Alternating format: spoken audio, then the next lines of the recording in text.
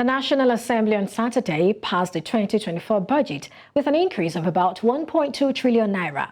Both the Senate and the House increased the budget from 27.5 trillion naira presented by President Bola Tinubu in November to 28.7 trillion naira. They also pegged the benchmark of oil price at $77.96 per barrel of crude oil to reflect the current market values of the product in the international market. The 1.2 trillion naira bump by National Assembly raises eyebrows, fueled by shaky justifications about government-owned enterprises' revenue and unlisted items, while 28.7 trillion naira sounds hefty. A whopping 8.27 trillion naira for debt service paints a worrisome picture. The 9.18 trillion naira deficit raises alarm bells, especially with optimistic oil price and production assumptions that may not hold. While agriculture's 857.1 billion capital expenditure is promising, others seem imbalanced. And worst of all, the late budget submission compromised scrutiny, raising questions about due diligence. Did renewed hope morph into renewed deficit? Well, joining me for more on this is Vahyala Kwaga, the Senior Research and Policy Analyst at BUDGIT. Thank you, Vahyala, for joining me this morning. Thank you so much for having me, and compliments of this season. Yeah, Happy New Year to you. All right, so let's begin with, me getting your thoughts on the just passed 2024 budget. Is that renewed hope for you or something else? Yeah, thank you so much. I think, for starters, this is just a relatively slight difference if we're speaking in the aggregate on the initial amount that was proposed by the President. We're talking about 1.2 trillion. And if we're being very fair, if we're being very practical, the size of spending, that's the size of the budget compared to our GDP, is still, relatively low compared to what is often suggested as standard best practice. And looking at the size of Nigeria's government, we should be operating around a 16 to maybe 17% of GDP. But as it is, the current budget of around 28 trillion is just about 10% at the very most of our expected GDP for 2024. So looking at it from that very broad perspective, I think hope hasn't really changed from what it was before. There are still, I rather have, serious concerns as to the ability of this budget to be executed and implemented optimally to change and improve the lives of Nigerians. A lot of what we have seen in the past hasn't really been inspiring. So I think I'm quite cautious at this point. All right, let me take you on the GDP metrics that you brought into the mix now, talking about we currently being at 10% and how that 16% might be a fair one. But when you also look at how that, even at 10%, when you talk about the deficit at 9 trillion naira, isn't that something to also consider? Or is there, what are the things we need to also put in place for this to actually work, for us to begin to talk about 16%, GDP ratio? Yeah, great question. So oftentimes, what we think about is the best case scenario where Nigeria should be due to the size of our economy, due to the size of the sectors of our economy and the potentials for improvement, for growth, and for expansion. GDP calculations usually look at three major sectors: industry, agriculture, and the extractive sector. So all of these sectors have enormous potential for them to really give back to the Nigerian economy. But there are structural problems with how these various subsectors have been managed over the years. Agriculture, though has maintained a relatively large size, has not really been giving or improving as it should be. And I think this really boils down to the manner and practices in which agriculture is done at the state level. There's a lot more. All right, I guess I'm having difficulty hearing you. If you can hear me, I'd like you to please go ahead, Vahyala.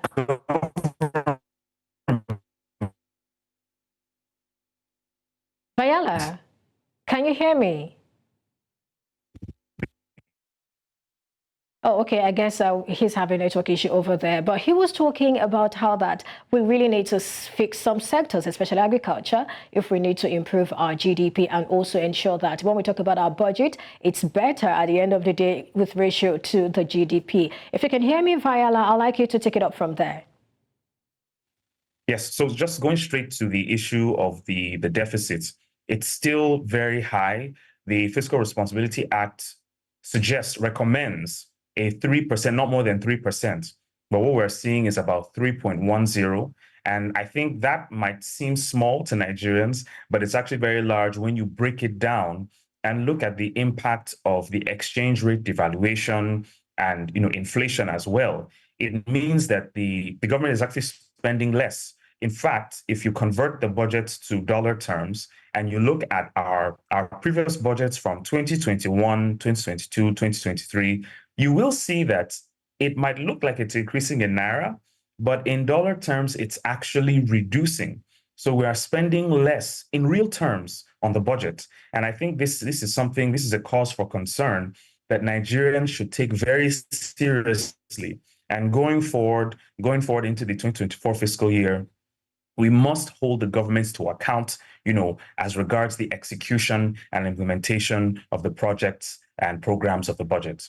All right, so I assume that you're not joining your voice with those of NLC, NECA, Labour Party who have lambasted the National Assembly for raising the budget by 1.2 trillion naira. I suppose that's your position, right? You're not joining your voice with theirs, are you? So I would join my voice, but for different reasons. Okay. As I started off my submission, I do think that we should be spending more. I do think that we should have more teachers. I think we should have more doctors. I think we should have more military personnel. I think we should have a competent and well-trained bureaucracy. However, all of these aspects of the civil service need to be placed within a government that is efficient and that is effective. The reason why the budgets seem large, but there's very little to show for them, is primarily due to, inflation and the fact that the Naira is worth far less today than it was in 2010. The example I gave with the dollar was an example of comparing our currency with a currency that is relatively stable to show you just how bad the Naira, has devolved. So the real issue I think the NLC and the TUC have is with the value of the Naira. And this goes back to the fiscal practices. This goes back to the monetary practices of the economy. What we need is a better, more productive economy. We need to manufacture goods that people on the continent want to buy. We need to manage our external reserves and our external assets and holdings in a way that earns more foreign currency for the country. We need to improve our production of crude oil and sale of crude oil and potentially refine our own crude so we can settle local demand for petroleum and sell the crude oil on the international market and make some dollars. That way, we would actually work towards stabilizing the Naira, driving down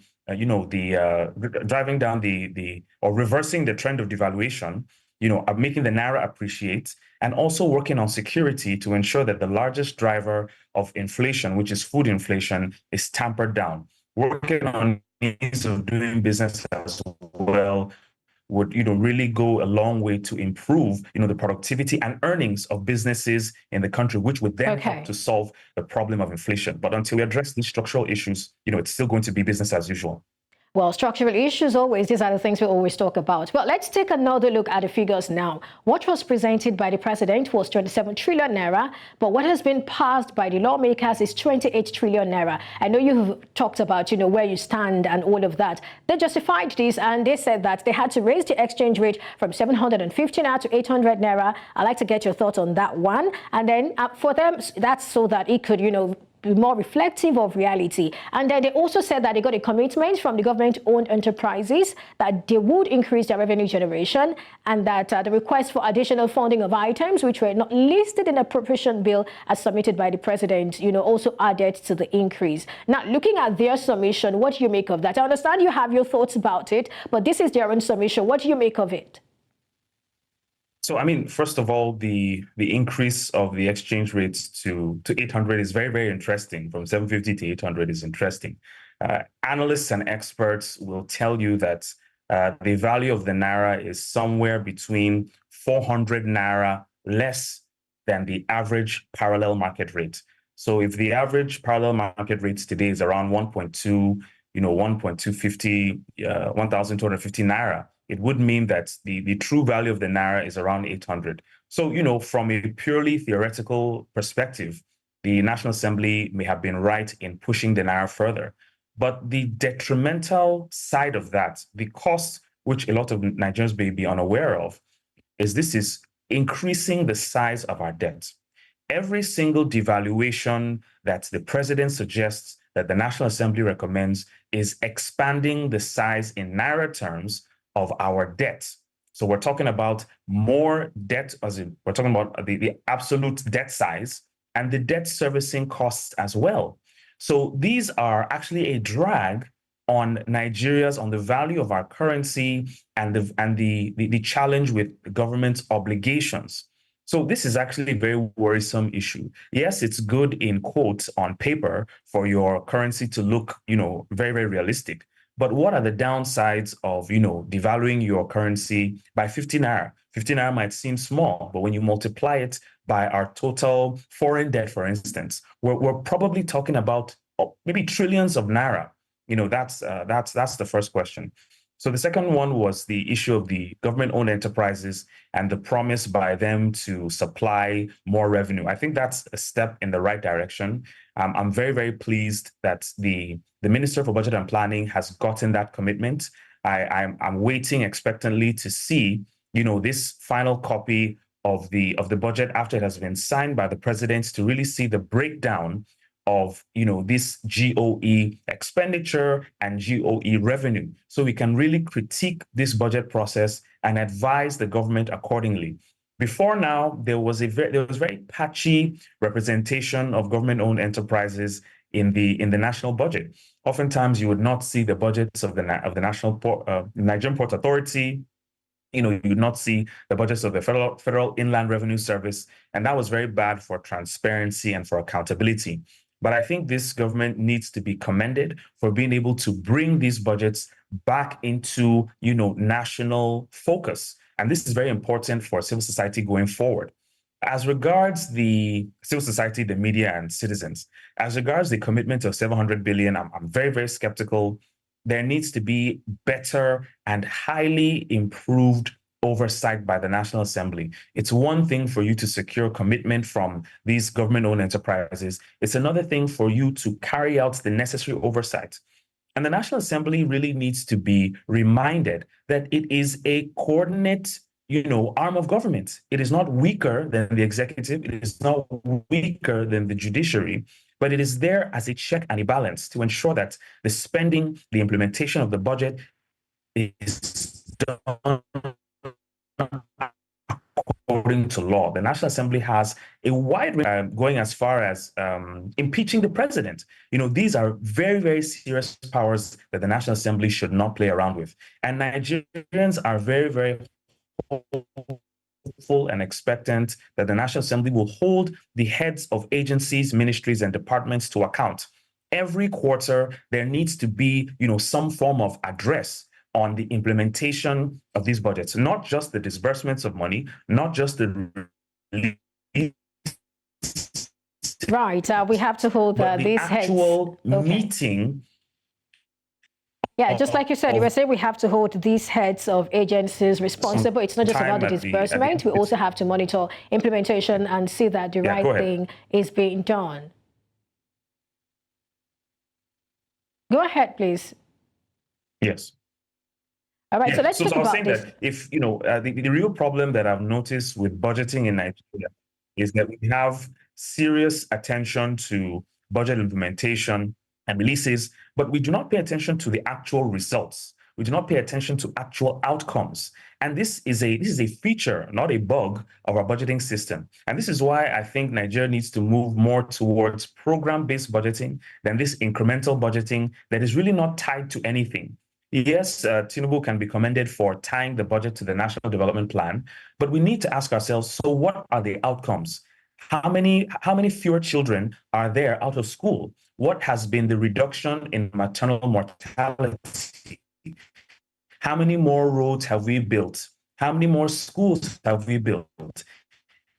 And how can we measure this against targets that we have said we would meet? Targets are met and consequences happen for those that do not meet their targets. Right. So let's look at this now. With an aggregate expenditure of 28.7 trillion naira, we see that 1.7 trillion naira is for statutory transfers, and then we have about 8.76 trillion naira for recurrent expenditure, and then 9.99 trillion naira for capital expenditure, and finally we have 8.27 trillion naira for debt service. I'd like you to help us unpack these numbers and what they mean really for us. Yeah, thank you. So these are really the major budget subheads, and Nigerians need to constantly be aware of the implication of the sizes of these subheads, bearing in mind that there is a high level of inflation and exchange rate devaluation, which means that as big as these numbers might look, they really are not as much as they were a couple of years ago. So that would really speak to the quality of service.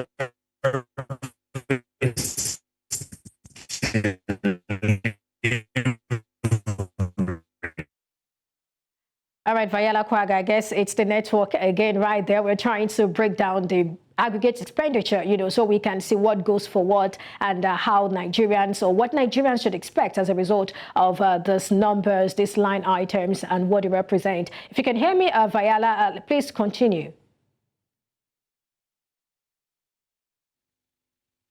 Yes. So, the fiscal deficit is simply just a difference between the revenue and expenditure. And looking at the fiscal deficits at 9.179 trillion, that's over 30% of this budget. So we are using 30% of our budget, or rather 30% of our budget is the fiscal deficit.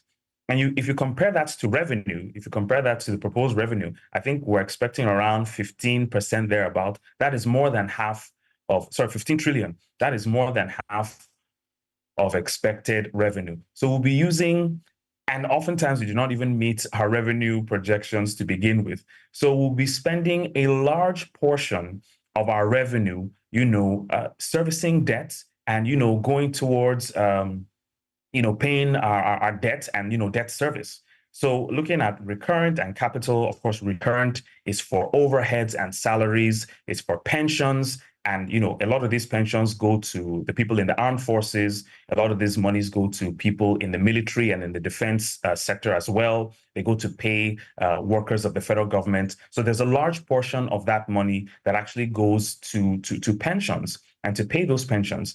However, we need to also take into consideration the quality of government service delivery. Is the size of our recurrent budget commensurate to the output by the civil service? Are we getting value for money in terms of how much we are allocating towards recurrent expenditure, let me come in here. salaries, and overheads as well? Okay, let me come in here. So how do we strike a balance? I like what you're talking about now, and it's something that some civil servants may not want us to talk about, but it's important we talk about it if we must move Nigeria forward. So how do we strike a balance? How do we ensure that what is put in there is commensurate, with what comes out, and what comes out is even much more than what is put in there, because it's important? Great question. So we have to ask ourselves, what is an adequate wage in our context? What is an adequate wage in our circumstances? There have been attempts by previous governments to improve the wage profile of the civil service.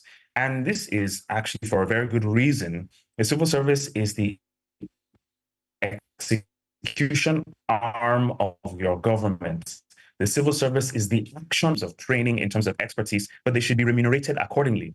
But the problem that we've been suffering is that while there's been advocacy for the increase in salary, there has been an opposite or movement in the opposite direction as regards the value of the naira. So the increases that should have made the lives of government employees better are actually being eaten away by poor management of the economy and by, wastages and leakages.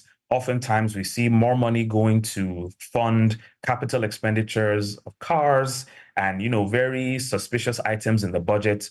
in contradistinction to where the money should be going, to service and pay our civil service. I'm someone that can say that the civil service should be paid, commensurate to what it puts in. But this should be, conditional on the value of the naira, inflation and exchange rate devaluation.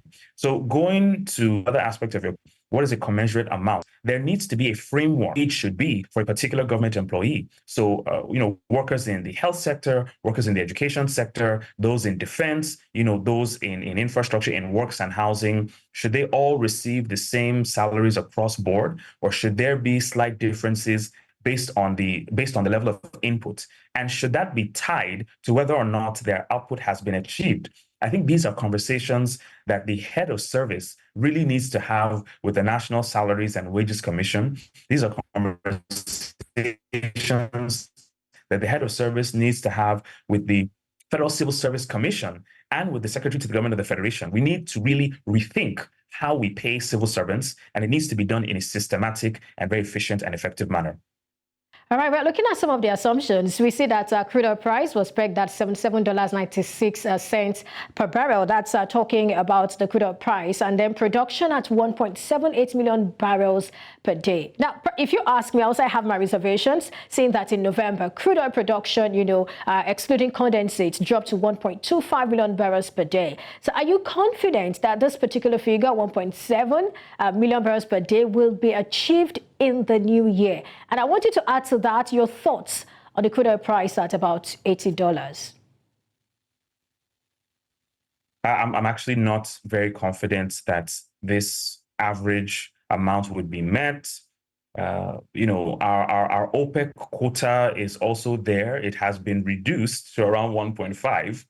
And I think OPEC is an organization that studies trends and has noticed that Nigeria's output is not where it should be.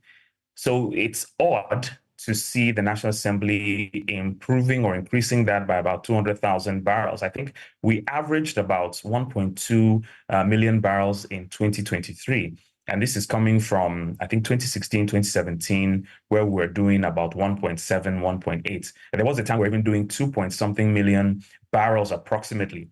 And, there's a lot of focus on the management of Nigeria's pipelines. So apart from pipeline vandalization, apart from poor maintenance culture, and apart from outright crude oil theft, there needs to be concerted efforts by the security agencies to secure these pipelines. There have been stories, I've watched a couple of interviews, where persons that were contracted to provide security, for Nigeria's pipelines are making complaints that there may be some form of sabotage, in the handling of their business or in the handling of Nigeria's pipelines. And it's really, really worrisome that Nigeria's highest foreign exchange earner is in this much disarray.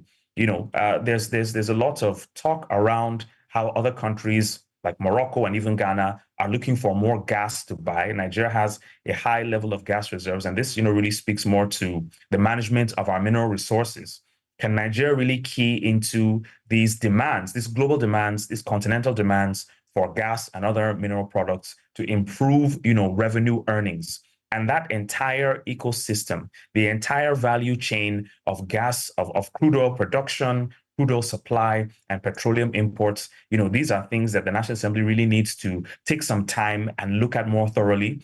In this 2024 fiscal year, I expect the National Assembly to summon the heads of these agencies for them to provide data and evidence on what has been done, where the improvements are, where the challenges are, and what type of support they need going forward. Looking at the price of oil, I think it also averaged pretty high, around $90 last year, if I'm not mistaken. And my problem really is not the assumptions. My problem is in Nigeria's ability to reap the benefits of high crude oil prices. Due to our, very, very lackluster management of the crude oil sector, we're really not able to key into those relatively high average prices of crude oil last year. So it stands to reason, if there's a high size, a high amount of the sale of a barrel of crude oil, why isn't Nigeria being able to benefit from, the purchase of this crude oil and it adding to our forex needs? as Vahyala, I'm afraid I have to come in here. So we wrap up the show. We have less than a minute to do that. Now, despite the nation's economic challenges, we see that the federal lawmakers have actually, pumped their own, what's it called now? Their own allocation in this particular budget. Now, they added it up and make it over 300. That's over 300 billion naira from the 197 billion naira, which was proposed by President Bola Tinubu. What do you make of this? From 197 billion naira, and then they up it, and it's over 300 billion naira. What do you have to say about that? I think it's frankly unjustifiable. For your listeners, I want listeners to understand that a billion naira, you cannot finish a billion naira in 2 years if you spend a million naira a day. If you spend 1 million naira in 1 day, you will not finish 1 billion naira in a year. And, they're talking about 300 billion naira. I think it's frankly unjustifiable. I think it's very uncalled for. And it demonstrates that the National Assembly is really ignoring, the plight of Nigerians in the country and really going out for more self-aggrandizement than actual service delivery and development. I would rather have had, these monies being channeled towards education and to health, and to infrastructure, as opposed to, their library or car parks or buying books. I think it's quite insensitive looking at Nigeria's economic context. Well, thank you so much, Vahyala Kwaga, for sharing your thoughts with me today on Business Edge. Thank you so much for having me. All right.